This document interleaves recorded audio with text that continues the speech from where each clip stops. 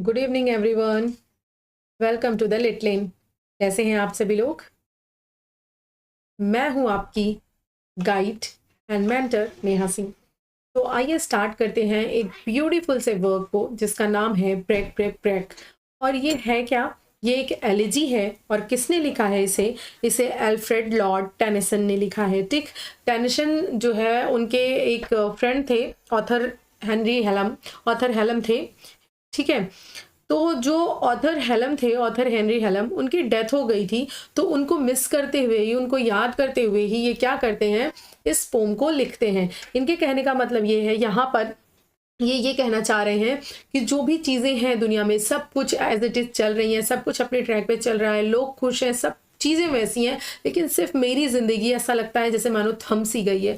ऐसा लगता है जैसे मैं बहुत ज़्यादा दुखी हूँ और मैं अपनी चीज़ों को कह नहीं पा रहा हूँ। तो यहाँ पर वो बहुत चीज़ों के बारे में बात करेंगे, जैसे सी की, फिशर बॉय की, ऐसे और भी सी पोर्ट्स की, शिप्स की बात करेंगे। तो ये सारी चीज़ें आपको पोम में देखने के लिए मिलती है। बहुत ही बेहतरीन पोम है, इसको आप पढ़िए, आपको बहुत मज़ा आने वाला है। ठीक है, तो चलिए हम इसको फटाफट से क्या करते हैं, स्टार्ट कर लेते हैं। तो ये है, आपको मैंने एक शीशोर आपको देखे सामने, यहाँ पर छोटे छोटे से पेबल्स दिख रहे होंगे। एक्चुअली ये पेबल्स भी बहुत खूबसूरत होते हैं, काफ़ी कलरफुल भी होते हैं। तो यहाँ पर जब आप इन पेबल्स के बारे में हम एक और चीज़ पढ़ेंगे, जब हम पढ़ेंगे ना डॉवर बीच पढ़ेंगे, ठीक, मैथ्यू अर्नोल्ड का, वहाँ पर भी इसका बहुत खूबसूरत सा जिक्र आएगा। यहाँ पर तो उतना नहीं, लेकिन वहाँ पर बहुत ज़्यादा खूबसूरत सा जिक्र इसका आया हुआ है। तो यहाँ पर एक्चुअली मैं इसकी लहरें दिखाने की आपको कोशिश कर रही हूँ, समझाने की कोशिश कर रही हूँ, इसीलिए मैंने ये इमेजरी यूज़ की है। तो आप इसको समझ लीजिए, देख लीजिए, और आइए हम आगे बात करते हैं कि ये कब लिखा गया है। तो ये जो आपका ब्रेक ब्रेक ब्रेक है, ये किसके द्वारा है? अल्फ्रेड लॉर्ड टेनिसन के द्वारा है, मैंने बताया ही है। और इसकी जो डेट है ना, वो 1834 एंड कहीं कहीं आपको 1835 भी मिलती है। तो आप दोनों चीज़ें अपने माइंड में रखकर चलेंगे। लेकिन हाँ, आप ध्यान ये रखोगे कि आपको एग्जाम में दोनों में से कोई एक ही ऑप्शन देगा, दोनों नहीं देगा। तो आपको पता होना चाहिए, किसी किसी बुक में 34 भी मुझे दिखाया और किसी किसी बुक में 35 भी दिखाया। ठीक है, तो आप दोनों चीज़ अपने दिमाग में रख के चलोगे, कोई कन्फ्यूज़न नहीं होना चाहिए। अगर बात करें पब्लिकेशन डेट की, तो ये आपका जो है 1842 में पब्लिश हुआ था।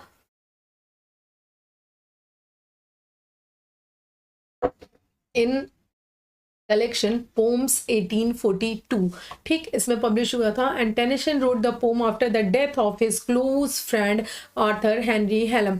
तो ऑर्थर हेनरी हेलम की डेथ के बाद इन्होंने क्या किया था, अपने ग्रीफ को, अपने लॉस, मतलब वो जो लॉस हुआ था उसको, and inability to express sorrowfully, यानी कि वो उनकी जो एबिलिटी, मतलब सॉरो है उनके दिमाग में या दिल में, जो भी दुख है, जो भी लॉस है, जो भी ग्रीफ है, उसको वो मतलब कि एबल नहीं है बोल पाने के, वो समझा नहीं पा रहे, बोल नहीं पा रहे, उसको एक्सप्रेस नहीं कर पा रहे। तो इसी इन एबिलिटी को वो किसके माध्यम से दिखाएंगे कि जो सी है, जो समुद्र है, तो वो तो एबल है कि वो अपनी चीज़ें कर पा रहा है, फिशर बॉय सब कुछ अपनी चीज़ें कर पा रहे हैं, लेकिन सिर्फ और सिर्फ मैं हूं जो मैं अपनी एबिलिटी को, अपनी एक्सप्रेस को जो है नहीं कर पा रहा हूं, एक्सप्रेस अपने दुख को। ठीक है, आइए नेक्स्ट चलते हैं। अगर इसके फॉर्म के बारे में बात करें तो ये एक लिरिक पोम है एंड जो है a short emotional poem expressing the poet's personal feeling to grief and longing. ठीक, ये आपका क्या है, ये आपका एलिजी है। ठीक है, एलिजी है। तो एलिजी में क्या होता है, ये एक शॉर्ट इमोशनल पोएम होती है जो कि पोएट के पर्सनल फीलिंग को, पर्सनल ग्रीफ को, पर्सनल लोनलीनेस को क्या कर रही है, यहाँ पर एक्सप्रेस कर रही है। ओके, अगर बात करते हैं हम इसके स्ट्रक्चर की, तो अगर मैं इसके स्ट्रक्चर की बात करूं तो इसमें टोटल आपको कितने, मतलब कि 4 लाइन का आपको स्ट्रेंजा दिखेगा। टोटल आपको यहाँ पर 16 लाइंस मिलती हैं, यानी कि 4 स्ट्रेंजा विद 4 लाइंस आपको मिलेगा। 4 स्ट्रेंजा विद 4 लाइंस, टोटल आपका 16 लाइंस हो गया। यानी कि बहुत ही लेंदी पोम नहीं है हमारी, काफ़ी जिसे बोलते हैं हल्की फुल्की सी पोम है। लेकिन यहाँ पर एक चीज़ मैं और आपको, देखिए यहाँ पर मैं थोड़ा सा स्टार मार्क करके आपको नोट करना चाहूँगी। नोट ये करना चाहूँगी कि यहाँ पर आपको काफ़ी जगह पर आइएम्बिक टेट्रामीटर देखने के लिए मिलता है। ठीक है, लेकिन जो है यहाँ पर ये आपको हमेशा देखने के लिए नहीं मिलेगा। ऐसा नहीं है कि हर लाइन में आपको यही चीज़ देखने के लिए मिलेगी, तो ऐसा बिल्कुल भी नहीं है। इसलिए क्योंकि यहाँ पर जो है वो चीज़ें क्या है, थोड़ी सी चेंज है। और हर लाइन में कहीं पर आपको एनापेस्टिक देखने के लिए मिलता है, कहीं पर आपको स्पॉन्डी देखने के लिए मिलता है, कहीं आपको आईएम देखने के लिए मिलता है। आपको इस तरह से अलग अलग जो चीज़ें हैं वो देखने के लिए मिलती हैं। ठीक है, तो जो है क्या कहते हैं, उसको आपको देखना और समझना है। और यहाँ पर जब इस तरह से एकदम मिक्सचर वाली चीज़ें होती हैं ना, तो मिक्सचर वाली चीज़ें जो है वो एग्ज़ाम में मतलब कि नहीं पूछी जाती है। जब कोई सेट राइमिंग पैटर्न है तभी वो चीज़ें आपसे पूछी जाएंगी। जब भी उसमें इस तरह से चीज़ें मिली हुई रहेंगी तो आपसे उस तरह के क्वेश्चंस नहीं देंगे। वो कैसे आपको उस तरह के क्वेश्चंस दे सकते हैं, नहीं दे सकते हैं। तो ये इन चीज़ों के लिए आपको बहुत ज़्यादा घबराना और परेशान होना नहीं है। अब अगर हम बात करें यहाँ पर स्ट्रेंजा 1 की, तो स्ट्रेंजा 1 की अगर हम बात करें तो स्ट्रेंजा 1 से आइए हम इसको देखते हैं और पढ़ते हैं। इसमें क्या है, इसमें है कि break break break on thy cold grey stone O sea and I would that my tongue could utter the thoughts that arise in me। ठीक, अब इसको पढ़ते हैं। वो क्या कह रहे हैं, ब्रेक ब्रेक ब्रेक, ये बात कर रहे हैं सी की, समुद्र की। यहाँ पर बात कर रहे हैं कि जो समुद्र है वो उसकी जब लहरें आती हैं तो वहाँ पर जो स्टोन्स हैं उन पे जो कोल्ड ग्रे, जो भूरे कलर के, जो ठंडे भूरे कलर के पत्थर हैं, वो क्या करते हैं, वो थोड़े से टूट से जाते हैं। क्योंकि ये जो आपके पेबल्स बनते हैं या जो किनारे चीज़ें होती हैं जो आपने स्टार्टिंग में देखी, वो कहाँ से है, वो समुद्र की लहरों से लाए गए पत्थर्स होते हैं, पेबल्स होते हैं। ठीक, और यहाँ पर अगर कोई चट्टान है छोटी मोटी सी या जो चीज़ें हैं, अगर लहरें बार बार टकरा रही हैं तो उनकी क्या होती है, क्षति भी होती है, टूटती है। तो वही वो कहते हैं ब्रेक ब्रेक ब्रेक, यानी कि टूट जा टूट जा टूट जा।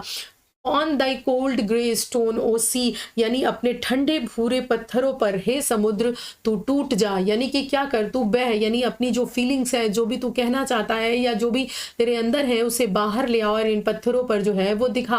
तो यानी तू अपनी जो फीलिंग्स है या जो भी तुम्हारे अंदर है उसे तुम बाहर निकाल पा रहे हो, बाहर ले आ पा रहे हो। जैसे वो छोटे छोटे पेबल्स बाहर ले आता है, तो उस तरह से तुम क्या कर रहे हो, तुम बाहर चीज़ें ले आ पाते हो, ले आ रहे हो। And I would that my tongue could utter the thoughts that arise in me।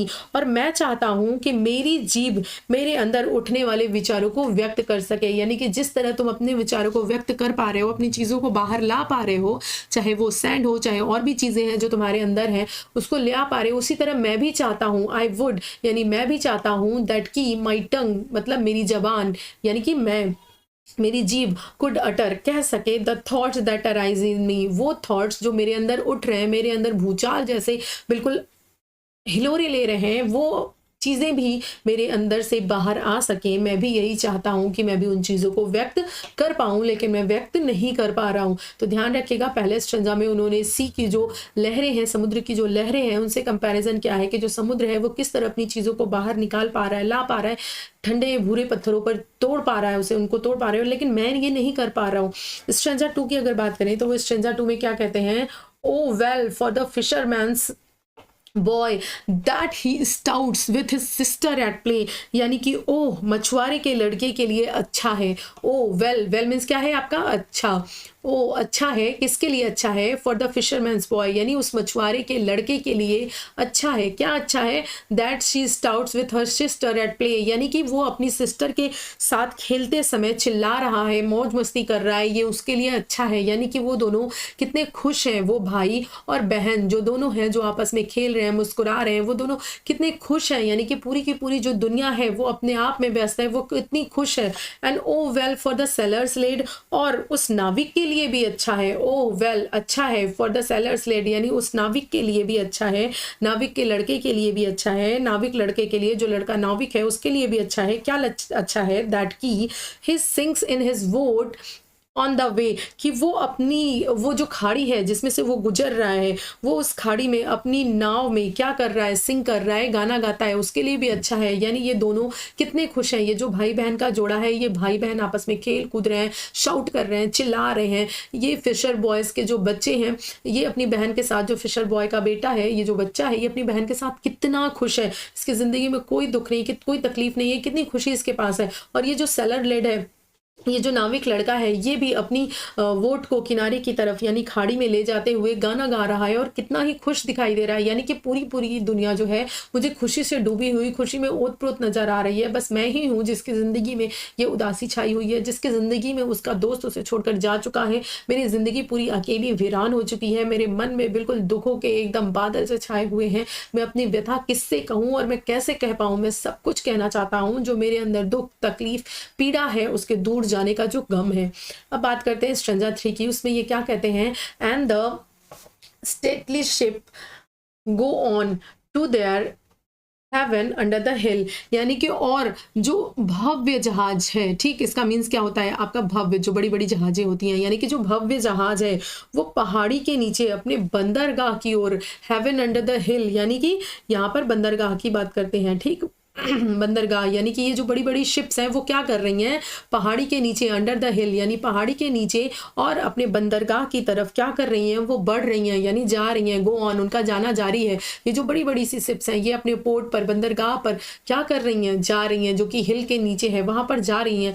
And O for the touch of vanished hand and the sound of a voice that is still, वो कह रहे हैं लेकिन ओ, उस लुप्त हाथ के स्पर्श के लिए और उस शांत आवाज की ध्वनि के लिए, ठीक, यहाँ पर वो किसकी बात कर रहे हैं, अपने फ्रेंड की बात कर रहे हैं कि उसका जो हाथ है, जो मुझे टच करता था, जो मुझे फील होता था, जिसके साथ मैं रहा करता था, उसका साथ मुझे बहुत अच्छा लगता था, वो चीज़ और वो जो शांत ध्वनि, जो मेरे, जो शांत आवाज की ध्वनि है मेरे अंदर, मतलब मैं शांत तो हूँ लेकिन जो मेरी ध्वनि है वो इतना ज़्यादा तेजी से जो है वो चिल्ला रही है, यानी मेरा अकेलापन मुझे काट रहा है, मुझे अपनी दोस्त की कमी बहुत ज़्यादा खल रही है, और बाकी जो सारी दुनिया है वो अपने आप में खुश है, लोग अपने काम में लगे हुए हैं, जैसे ये सब अपने किनारे पर जा रही हैं, सब कुछ अपनी चीज़ों पे सही है, बस मेरा ही सब कुछ मुझसे रूठ गया है, खत्म हो गया है, ब्रेक ब्रेक ब्रेक, तोड़ दो तोड़ दो तोड़ दो, एट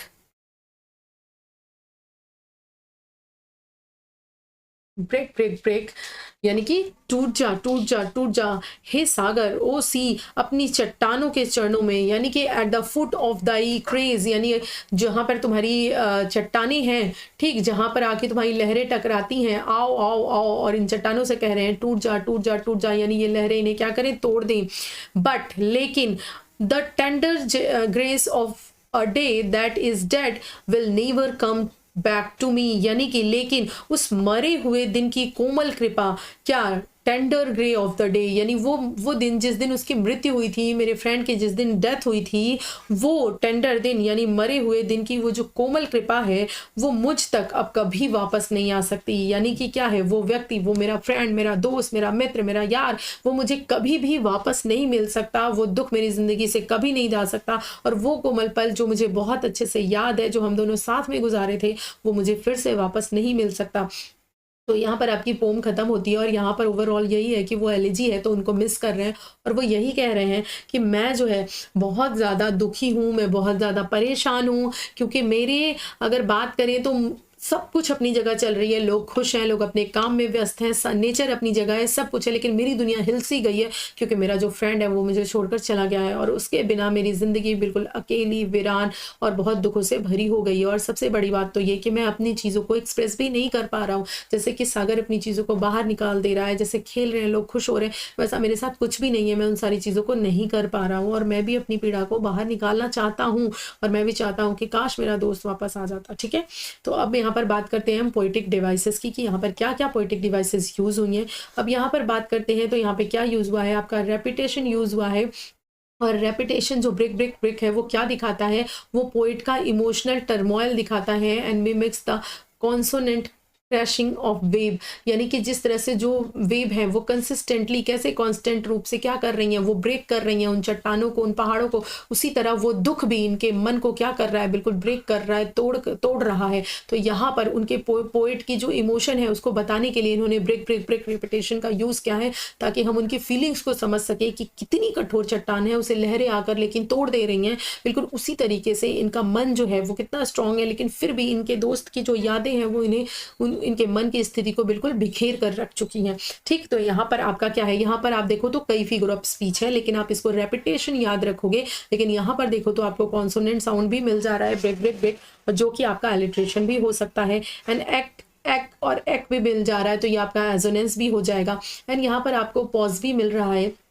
ठीक, तो ये भी चीज़ आपको हो जाएगी। ठीक, सिजुरा भी हो जाएगा। एंड अगर बात करें यहाँ पर रेपिटेशन की, तो वो तो ऑब्वियसली है ही, यहाँ पर रेपिटेशन है। अगर ये जो फर्स्ट लाइन थी ब्रेक ब्रेक ब्रेक, और इसके नीचे ये जो सेकंड लाइन थी जिसमें ओ सी दे दिया हुआ है, तो आप क्या लगाओगे, तो आप एपस्ट्रॉफी लगाओगे। ओवरऑल दोनों को मिलाकर अलग नहीं लगाओगे। और अगर अलग से ओ सी आता है तो फिर तो वो एपस्ट्रॉफी होगा ही, क्योंकि यहाँ पर डायरेक्टली जो सी है उसको एड्रेस किया जा रहा है, और वो एक नॉन लिविंग चीज़ है, लेकिन उसको ह्यूमन प्रेजेंस दिखाई जा रही है, ह्यूमन इमोशंस, ह्यूमन ग्रीफ का विटनेस बनाया गया है। तो यहाँ पर क्या है, आपका एपस्ट्रॉफी है। अगर सिर्फ ये आती है आपका रेपिटेशन है, तो आप पहले सबसे पहले रेपिटेशन पर ही जाओगे, क्योंकि यहाँ पर बेसिकली सबसे ज़्यादा इंपॉर्टेंट जो है वो आपका रेपिटेशन ही है। क्योंकि रेपिटेशन के माध्यम से क्या है, वहाँ पर पोइट की इमोशन को, जो उसके अंदर इमोशन प्रॉब्लम है, क्या क्या दुख उससे पीड़ा हो रही है, उसको दिखाने के लिए यहाँ पर बार बार रेपिटेशन का यूज़ किया गया है।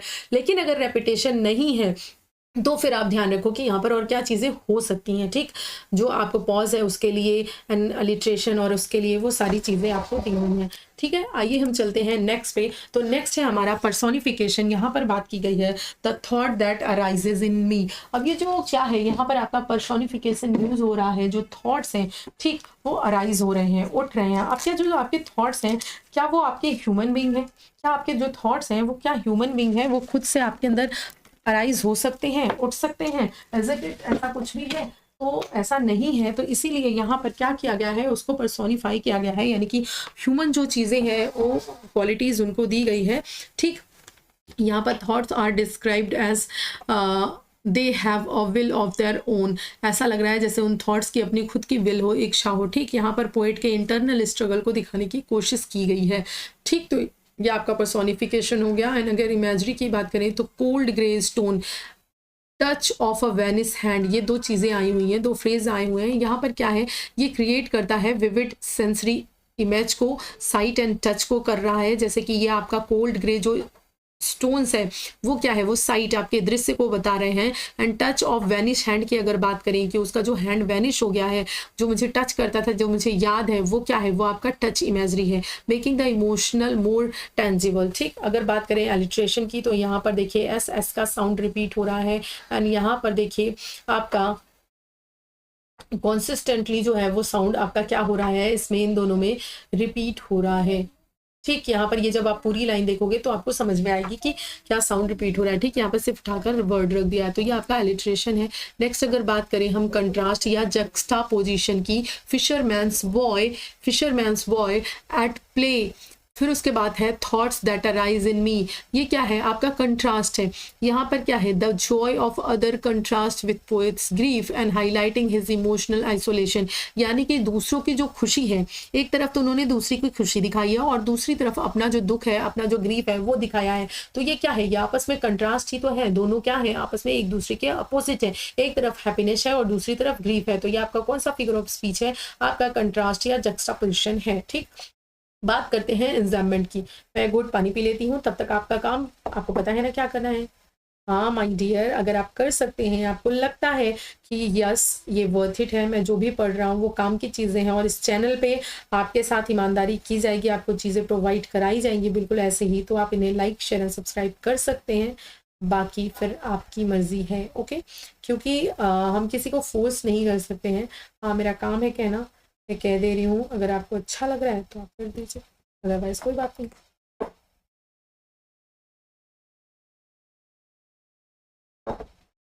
बात करते हैं सिंबलिज्म की।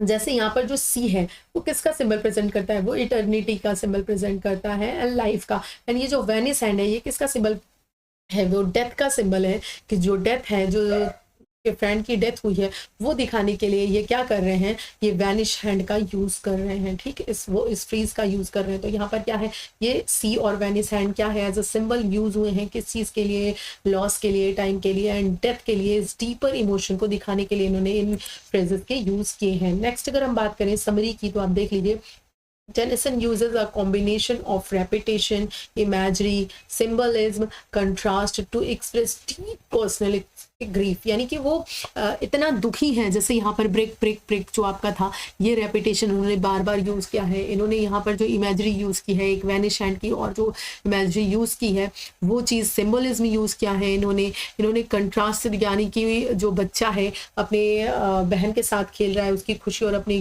दुख को, इस तरह से जो चीज़ें उन्होंने एक्सप्रेस की है उसके माध्यम से वो दिखाना चाहते हैं कि उनका जो पर्सनल ग्रीफ है, जो तकलीफ है उन्हें उनके फ्रेंड के से दूर जाने की, वो कितनी ज़्यादा है।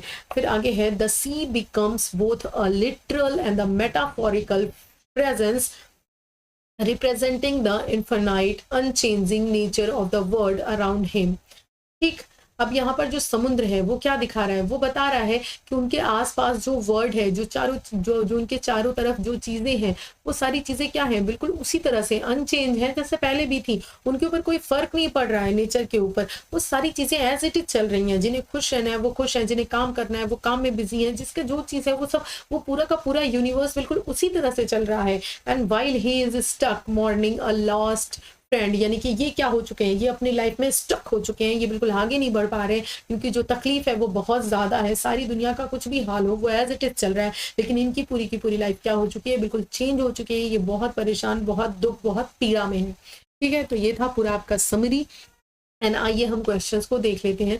तो फिगर ऑफ स्पीच हमने देख लिया, इसका हमने रिटन पब्लिकेशन डेट देख लिया। मैंने राइम स्कीम आपको नहीं बताई है, जो कि अभी मैं आपको बता देती हूँ, यही एक छूटा हुआ है। ठीक है, who is the speaker mourning in the poem break break break, कौन है, तो वो कौन है जो स्पीकर जो मॉर्न कर रहा है, जिसके बारे में मॉर्न कर रहा है, जिसकी तकलीफ है उसे, वो कौन है, उसके बेस्ट फ्रेंड है, यानी कि कौन, ऑथर हेनरी हेलम है, जिनकी डेथ सडनली हो गई और इसी का जो दुख है, शोक है, वो प्रेजेंट कर रहे हैं। उसके बाद है what does the phrase break break break most likely symbolize, क्या सिंबलाइज कर रहा है, ये स्पीकर के ब्रोकन हार्ट एंड ग्रीफ को, दुख और तकलीफ को, कितना ज्यादा deep emotional pain and morning उनके अंदर है, इसको रिप्रेजेंट कर रहा है। नेक्स्ट है आपका third, what natural element is directly addressed in the opening line, तो वो ऑब्वियसली क्या है, सी है। यहाँ पर देखिए okay cold grey stone O सी यहाँ पर यूज हो रहा है ना, तो ये आपका क्या है, यहाँ पर ये डायरेक्टली एड्रेस किया गया है सी को, समुद्र को।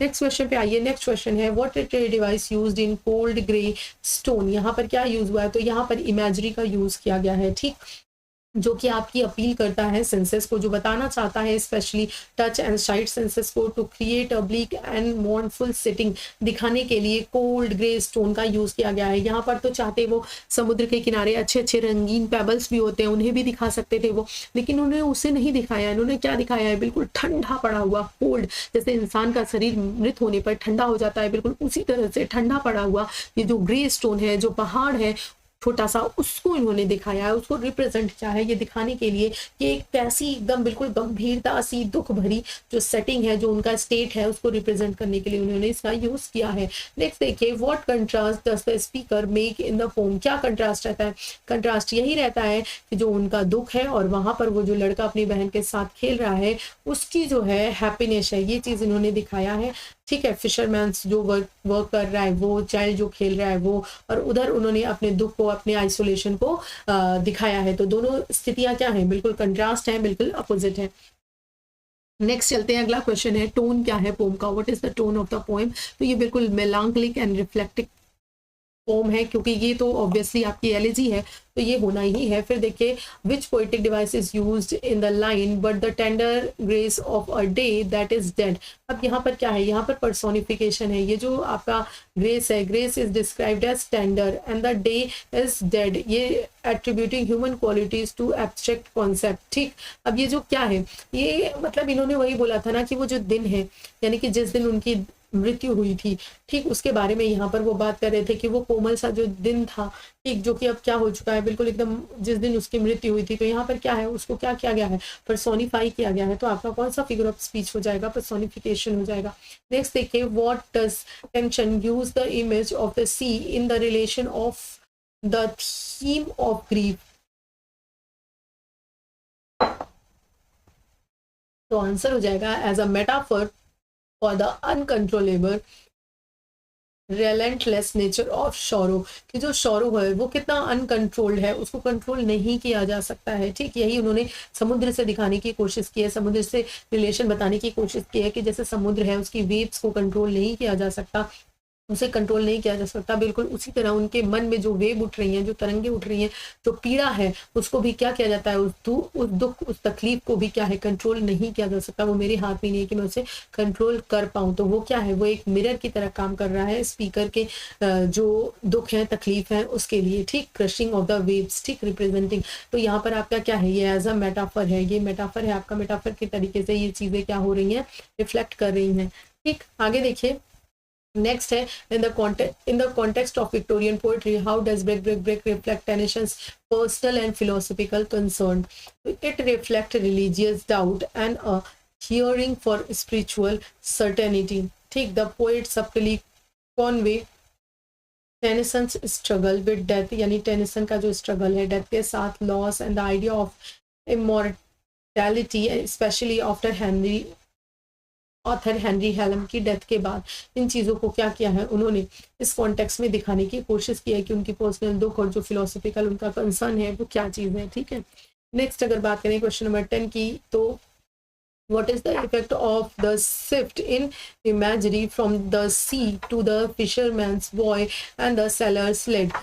तो it contrast personal grief with the unaffected continuity of nature या लाइफ, यानी कि जो उनका पर्सनल ग्रीफ है उससे किसी को कोई फर्क नहीं पड़ता। जिसकी लाइफ में जो होना है, जिसकी लाइफ जैसी है, चाहे वो खुशो भरी है चाहे जैसी है, बिल्कुल जिंदगी उसी तरह से चल रही है, चीजें उसी तरह से हो रही हैं।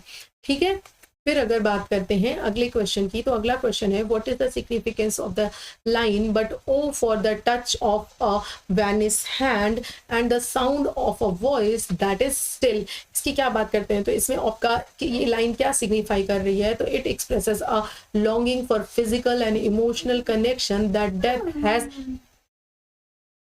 टेकन अवे, यानी कि जो उनके पास फिजिकल और इमोशनल सपोर्ट था, जो कनेक्शन था, उसको डेथ ने क्या कर दिया है, उनसे दूर कर दिया है। ठीक, आगे बात करते हैं और चलते हैं, देखते हैं आगे क्या है। अगला क्वेश्चन है, which of the following best describe the struggle of break and its impact on meaning.